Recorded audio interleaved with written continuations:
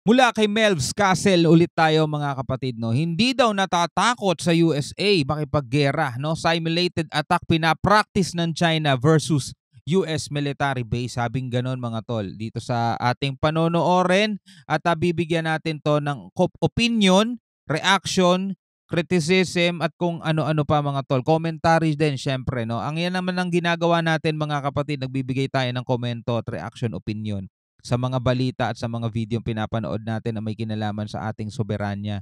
No, kung ikaw ay isang Pilipino, dapat may pakialam ka rito mga tol. Kung ikaw ay isang Pilipinong nagmamahal sa iyong bansa, dapat may pakialam ka rito. Alright, so bago natin to simulan, huwag mong kalimutan mag-subscribe kay Melvs Castle. At syempre dito na rin po sana sa ating YouTube channel kung trip mo yung mga ganitong klaseng commentary. Huwag na natin patagalin pa, panoorin na natin to mga tol. Dapat ba tayong matakot sa China? Sa sinasagawa kasing military exercises ng China at Russia sa South China Sea. Ipinapakita sa video ang pag-atake sa mga EDCA sites. Makikita rin dito ang peking dummy o replika ng F-22 Raptor at F-35 ng US Air Force. Nangangahulugan ba to na tatargetin ng Chinese military ang EDCA site sa Pilipinas?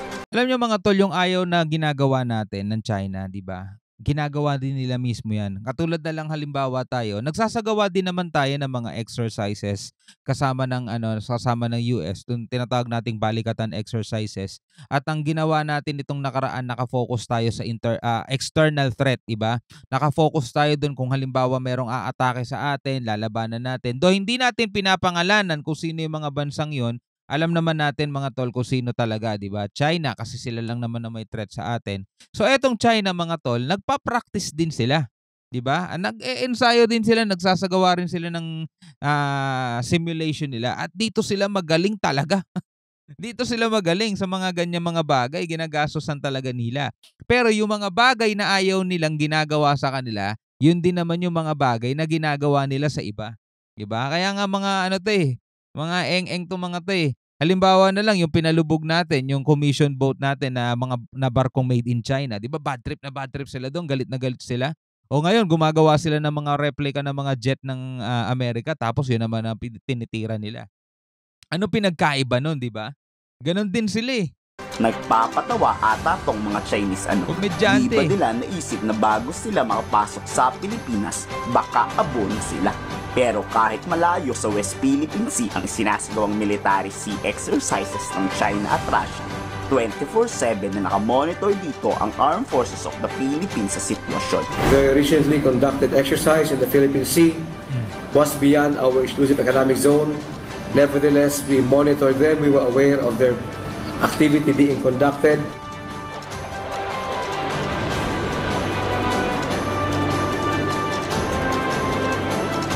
Hindi inalis sa Pilipinas ang ballistic missile ng US Army. Dahil sa di pagtanggal nito, iniisip ngayon ng Chinese Foreign Ministry na baka manghimasok ang Pilipinas pag nagkagera sa Taiwan. Dito muling pinagbantaan ng China ang Pilipinas at Estados Unidos. Sinasay ko lang nila tayo mga tol. Sinasay ko lang nila tayo. Gusto lang talaga nilang alisin natin mga tol, itong ballistic missile na to. Na ako para sa akin, kung ako tatanungin hindi dapat kasi natin yan depensa natin yan. Hindi naman natin gagamitin yan para magsimula, di ba? Ayaw nga natin nun eh. Di ba? Para tayong kumuha ng batong ipupukpok natin sa ulo natin kapag nilaunch natin yan. So hindi natin gagawin yun. Ito naman ay depensa lang, di ba? Depensa lang. Kumbaga parang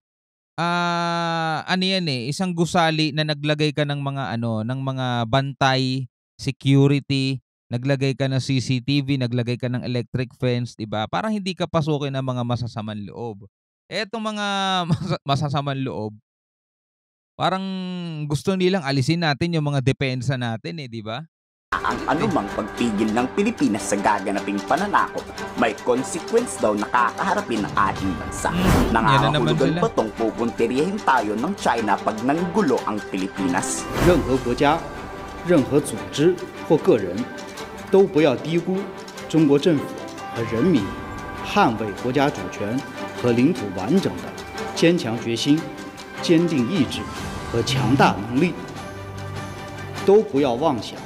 Tindi naman nung sinasabi nito. Balikan natin Sabi niya, no country o walang bansa, organisasyon or individual shall underestimate the strong determination will and ability of the Chinese government yan and people to defend our sovereignty and territorial integrity. Oy, bago nyo sabihin yan, sabihin nyo muna kung kayo ba ay naaayon sa UNCLOS o sa international law.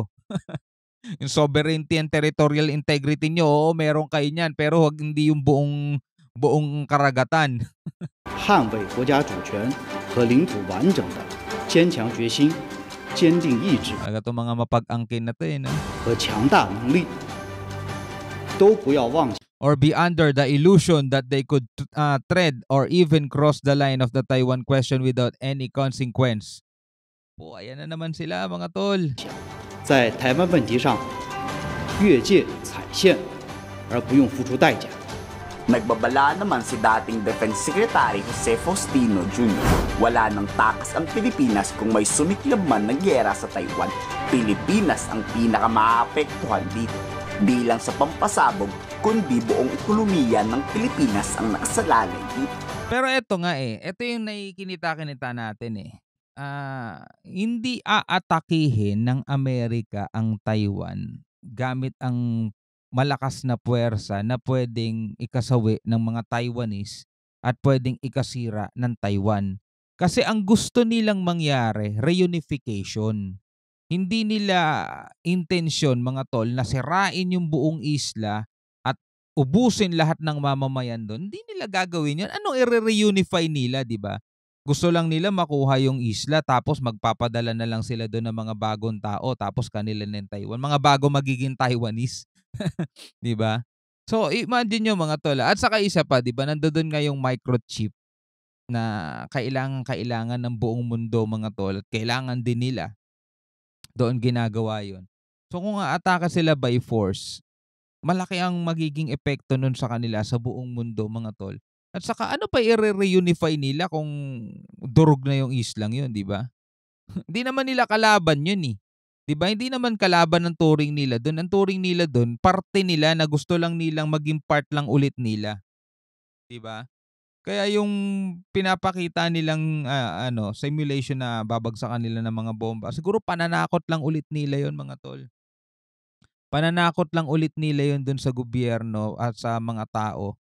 Kasi yun ang taktika talaga nila, tatakutin nila para yung mismong mga tao mag-aklas laban sa gobyerno at yung gobyerno patatalsikin ng mga tao, 'di ba? Ganon din dito nangyayari sa Pilipinas mga tol yung people power kaya magpaalis ng gobyerno kaya magpaalis ng presidente, 'di ba? Iuupo nila kung sino yung gusto nila maging puppet nila, 'di ba? Para makuha nila yung gusto nilang mangyari. Ganon ang taktika nila mga tol No choice na raw si Pangulong Marcos, kundi ipaglaban ang ating karapatan o maging sunod-sunuran sa China.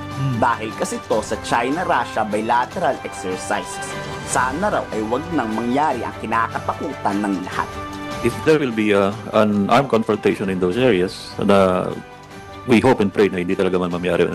Because first, of course, humanitarian crisis. What will be apektado man tayo lahat yan. Next is we know very well that yung area na yan, ma'am, yung Taiwan Strait, ay daanan talaga ito ng ating it's a sea lane of communication. And it will affect not only us but global. Just like what happened, ma'am, just like what happened sa Russia and Ukraine. Nararamdaman na natin ang epekto nito, but this time we're talking about the sea lanes kung saan dumadaan ang almost $5 trillion of economy ng buong mundo. O di ba? Makakatakot-takot na sanctions ang ibigay sa China ng iba't ibang mga bansa, mga tol, kapag nagkaroon ng gera diyan, di ba?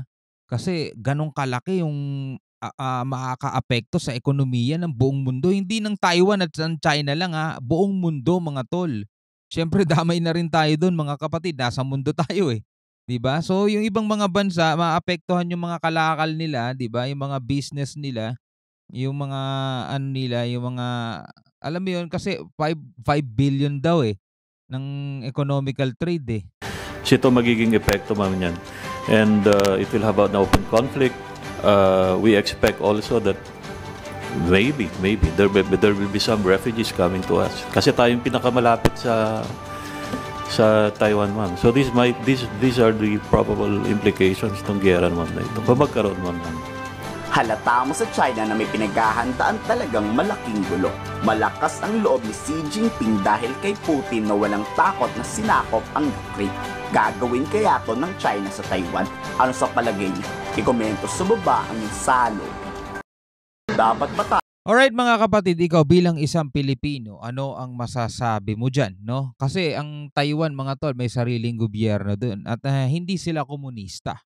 'Di ba? Etong China kasi komunista 'tong mga 'to, 'di ba? Ayaw ata ng Taiwan na gusto nila independent sila, no? Ayaw nilang pasakop sila dun sa China. Kasi eto naman China mga tol, kung iisipin mo gusto nila ng reunification sa Taiwan, bakit nila sisirain 'yun, 'di ba? Kaya ang ginagawa nila mga tol at sobrang tagal na nilang ginagawa 'yan, takutin ng takutin kung sino yung presidente diyan. Ganon din ang ginagawa nila dun sa last president bago 'tong bago 'di ba? At gano'n din ang ginagawa nila rito sa ibang mga bansa na interesado sila sa mga resources. Halimbawa rito sa Pilipinas mga tol, o yung dating presidente natin, 'di ba sinindak nila.